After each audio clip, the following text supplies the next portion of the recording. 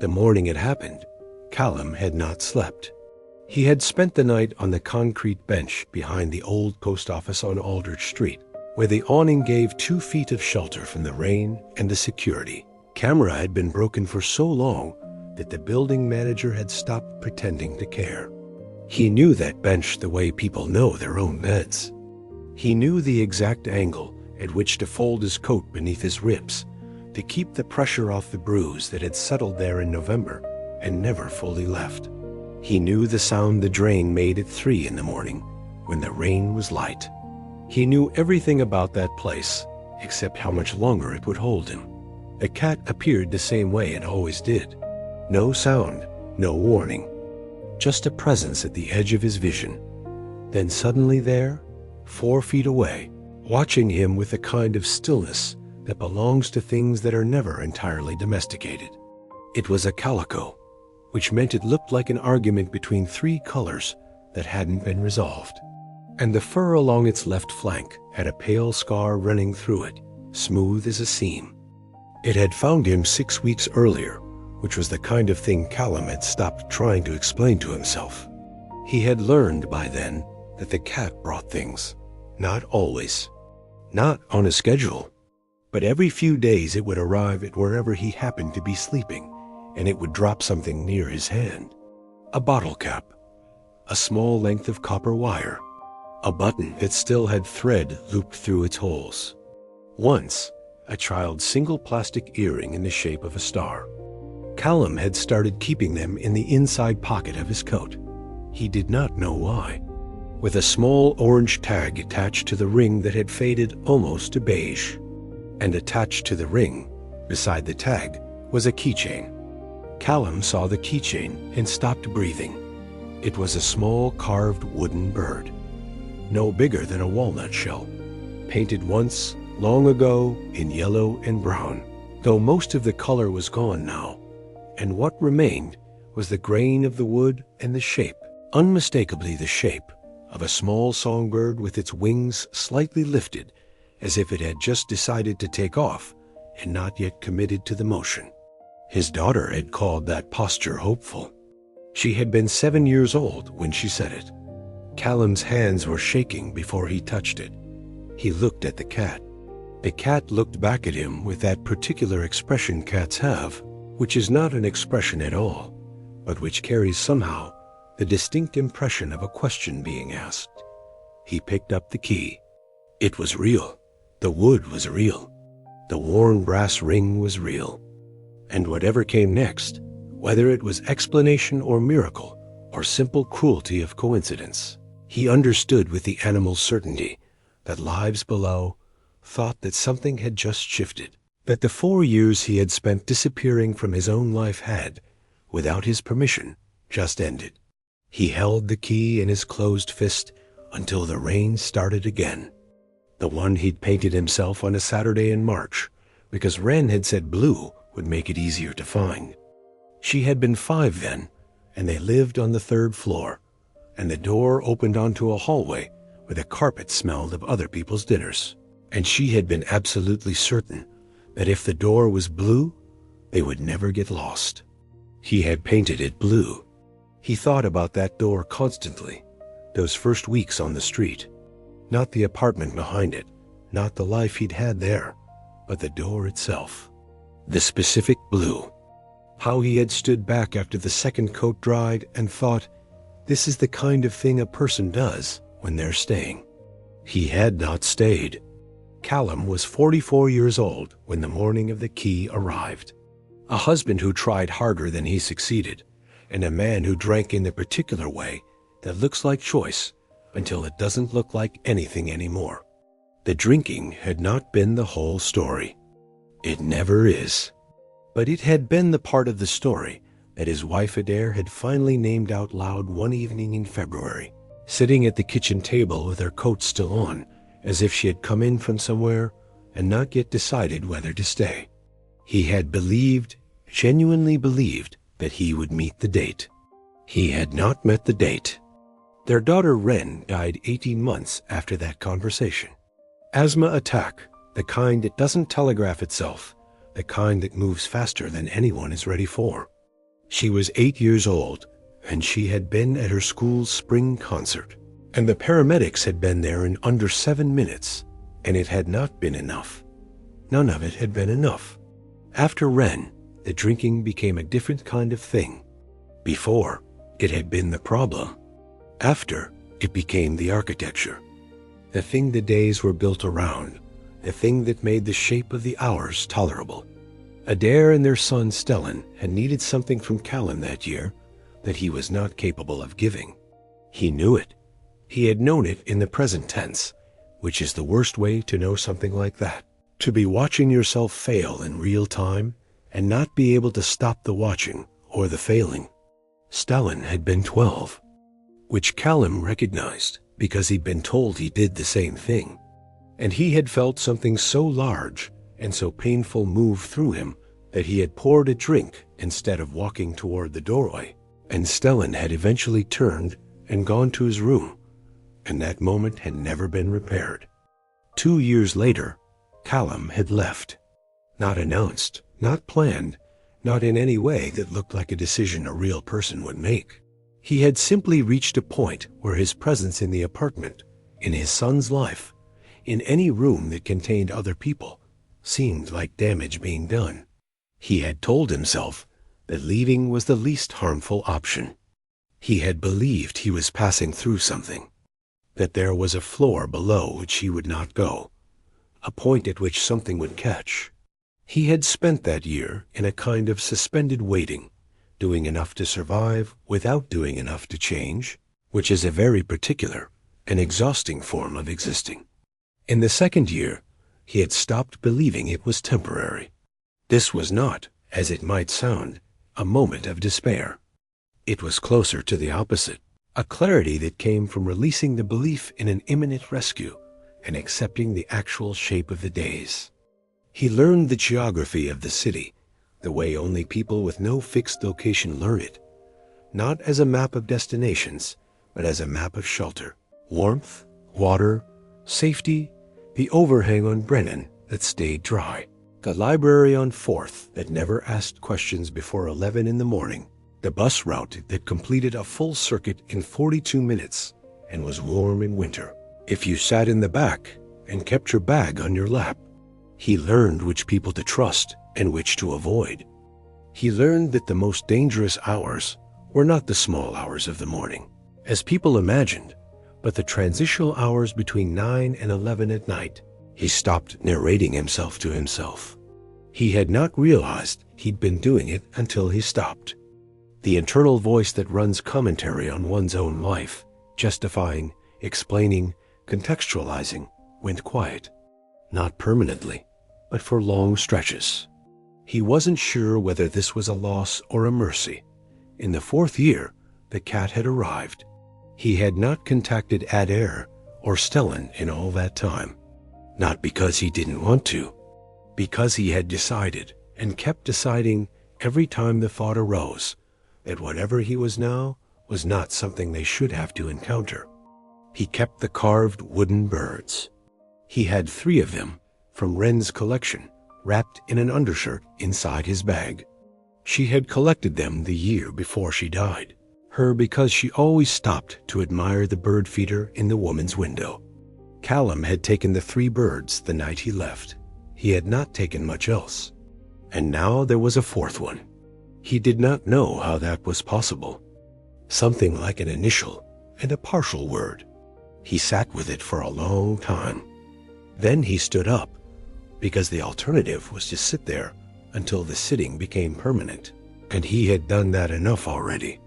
The cat watched him stand, then it stood too. He had been followed by the cat before.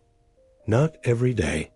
He would look back and find it 20 feet behind him, moving with the loose, deliberate pace of something that has decided to go the same direction without making a commitment about why. This morning it stayed close, closer than usual. When he stopped at the corner of Aldrich and 4th to look at the key again in better light, the cat sat beside him and waited. In animals, it is simply the present tense without complaint. A cat had that quality. It sat beside Callum at the corner, and its patience was complete. He walked to the shelter on Brennan Street, not to sleep. He had stopped using the beds there after a difficult winter when it had felt less like refuge and more like weight, but to use the small reference library and the single computer terminal at Mrs. Okafor. Okafor was always at the front desk at 8 in the morning and had been for the 11 years she had worked there, and she was one of the fixed points of the neighborhood, which was to think about it fully before speaking. "Storage," she said. "That tag looks like a storage facility tag. There used to be one on Mercer." He used the computer terminal to search for storage facilities on Mercer Street. There was one. It was called Mercer Self-Storage. It was open as of 9 in the morning. He looked at the unit number on the tag again. He did not let himself think too directly about Wren, about the keychain, about what any of it could mean. That kind of thinking could unravel a person, and he needed to be capable of walking. He was out the door when Mrs. Okafor called after him. She held up a small paper bag. He almost didn't take it. Then he did. The walk to Mercer took 40 minutes on foot. The cat came with him the whole way. This was not something Callum tried to interpret. He had learned in 4 years of a life that did not function the way lives are supposed to function, that there is a category of things that demand interpretation and a category that simply demand presence, and confusing the two categories costs more than it's worth. The cat was there. He walked. That was enough to work with. Mercer Street ran along the eastern edge of the industrial district, where the city's geography shifted from commerce to storage, front that smelled of old carpet and a humming air unit. There was a young man at the desk who could not have been more than 20, wearing a lanyard with a company logo and scrolling through his phone with the relaxed attention of someone who did not expect his morning to become interesting. Callum set the key on the desk. He said he'd found it and was trying to figure out which unit it belonged to, and he had the unit number from the tag, if that helped. The young man looked at the key, then at the tag. He turned to his computer and typed for a moment. Then he stopped typing. He looked at Callum and looked back at the screen, and something in his expression shifted in a way that Callum could not quite read. Someone's been paying for it monthly. Different card. But the name on the account. He paused. Callum waited. The name on the account, the young man said, is Wren Adair Marsh. The air went out of the room. Callum stood very still. The key was still on the desk between them. Wren Adair Marsh. Her full name. Adair was her middle name. Her mother's name. The one Wren had always liked better than her last name. The one she'd practiced writing in large looping letters on notebook paper. He did not know how to be in his body for a moment. He was aware of the desk, the young man, the carpet smell, the hum. He was aware that his hands were not shaking the way they had been earlier, which was strange, because the shaking seemed like the appropriate response. He said, "I need to see the unit." The young man hesitated, the way people hesitate when they're uncertain about procedure. Then he picked up the phone and called someone, spoke quietly, and set it down. "He'll need to verify," he said. "Someone's coming." The someone who came was the facility manager. He said yes. He said it before he thought about whether it was technically true, and then realized it was the only true answer, technically or otherwise. She asked his name. He told her. She looked at the screen for a moment without speaking. Then she said quietly that the account had a note on it.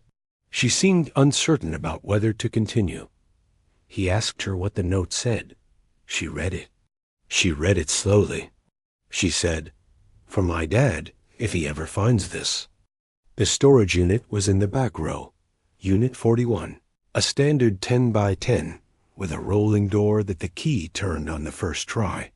There were boxes stacked neatly, labeled in handwriting he recognized immediately as Adair's. He stood looking at her handwriting for a moment before he could read the words.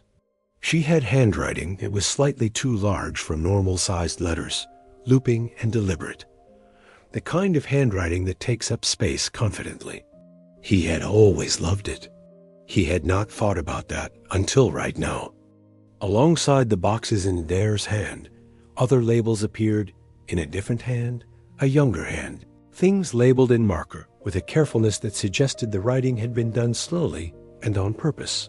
Dad's tools, Dad's books, the good chair. He walked to it. He was looking not at whatever she was pointing at, but at her face. He did not remember the photograph being taken. He stood with it in his hand for a very long time. The tin box was not locked. Inside were letters, several of them. In his own handwriting, he recognized them. He had written them over the years, in moments when the need to communicate with his son had become too large to suppress. Letters he had written at shelter tables or in the back of libraries, letters that were full of the things he had never managed to say to Stellan's face. He had never sent them. He was not aware of how much time passed. This is the part of the story that makes the least sense when told in sequence, but which becomes, once all the pieces are in place, the part that carries the most weight. Callum had lost the bag outside a bus station on Clemens Avenue on a Tuesday in late October. He had searched for an hour. He had checked lost and found at every stop along the street. Nothing. What he had not known, what he could not have known, was that the bag had been found by a man named Rowan Seal, who worked irregular shifts cleaning the bus station, and who had turned the bag into the lost and found exactly as the rules required. And then, because nothing was ever claimed, and because the letters inside had moved him in a way he was not prepared to explain to himself, had taken them to a social worker he knew at the city housing office, a woman named Vashti, who worked with families in transition. Vashti had read the letters. She had found Stellan. She had found him because the letters contained enough specific detail: the apartment on Fairhaven Road, the name Wren, certain dates. He was living in a shared apartment across the river and was studying construction management at the community college, a choice that, if anyone had explained the irony, would have required a long conversation. He had not heard from his father in 4 years. He had assumed, in the way that young people assume things they are not ready to face directly, that his father was probably dead. Said later that she had rarely seen someone become so still. He had asked her what he could do. She had told him about outreach efforts, about the limits of locating a person who did not want to be located, about the practical reality of trying to find someone who had been on the street for years with no fixed address. Stellan had listened carefully, and then he had done several things. He had rented the storage unit. He had put into it everything he and his mother had kept from the old apartment, everything they had moved to a smaller place, and then a smaller place again. And because she was, whatever else had happened, his mother, as she knew what had been worth keeping, he had paid for the unit in his sister's name. That if there was any logic to what he was doing, it was the logic of an 8-year-old girl who believed you could always find your way home if the door was the right color. He had made one copy of the unit key. He had given it to Vashti. And this was where the story exceeded its own capacity to explain itself, because Vashti had kept the key on her desk for 2 months while she continued searching. And then one morning she had arrived at work to find her office window open, the one she sometimes left cracked in the mild weather. And the key was gone from her desk, and the only thing she could say for certain was that there was a calico cat she had seen a few times in the alley outside the building, a cat that sometimes sat on the external windowsill in the mornings because the brick warmed up first and the weather had been cool. She had filed a note in the case file and ordered a replacement key. The replacement key had not yet been used. Callum sat on the floor of Unit 41 with the letters in his lap and the photograph in his hand, in various states of faded paint, each of them carrying the posture his daughter had once called hopeful. What happened over the following weeks was not a dramatic transformation. Real change rarely looks like it does in the version of events that gets retold later, cleaned up at the edges, given a shape that makes it easier to hold. What happened was slower than that, and more difficult, and required more than one conversation that did not go well before it began to go better. Vashti, when Callum found her, was calm in a way that suggested she had expected this moment to come, possibly not this soon, possibly not via this particular sequence of events, but she had been in the work long enough to know that sometimes things moved in ways that didn't follow the straight line. She called Stellan while Callum sat in the plastic chair beside her desk. He had not sat in an office chair in 4 years. The normalcy of it was almost disorienting. The fluorescent light above Vashti's desk, the sound of other people talking in the hallway, the small framed print on the wall behind her, a landscape, hills, and a flat blue sky, the kind of print chosen to be calming and which succeeded at a level slightly below what anyone actually needed. She handed Callum the phone when Stellan picked up. There was a long silence. Neither of them spoke for almost 20 seconds, which is a very long time for silence on a telephone. Long enough that Stellan said his father's name quietly, not as a question, but as a confirmation of a fact. Callum said yes. What they said after that is theirs. What came after that, the slow, irregular work of two people trying to locate each other again across 4 years of damage and grief and silence, was harder than either of them expected, and more possible than either had allowed himself to believe. She said that Ren would have wanted this, and then she said that she was glad he was still alive, and those two things together were enough to begin with. Callum did not stay at the storage unit. He did not move into Stellan's apartment, not at first. Judgment about the nature of the journey. He went back to carpentry, slowly. His hands remembered what his mind had almost forgotten. The calico cat appeared at the transitional housing building twice in the following month. Once sitting on the front step when he came back from a job site. Once at the window of the room on the second floor, which was not explicable by any ordinary logic, because that window did not face an accessible surface. He told Stellan about the cat. Stellan was quiet for a moment, and then said, with the careful understatement he had clearly developed in the years since childhood, that was definitely weird. Callum agreed. Then Stellan said, "You know, she always said birds know the way home." And Callum said, "I know." He still had the 4 wooden birds. He kept them on the shelf in the room at the housing building. He kept them later, when he had a room of his own. Later still, when the room became an apartment, small but permanent. It opened storage unit 41 on Mercer Street. That somewhere there was a way in, that a person who had been gone was not necessarily a person who was gone forever. The carved bird on the keychain was the only one of the 4 without paint. Just raw wood, pale and smooth, the grain running clean from tail to wingtip, the posture unchanged. Wings slightly lifted, not committed to the motion yet. Not gone, just on the edge of it.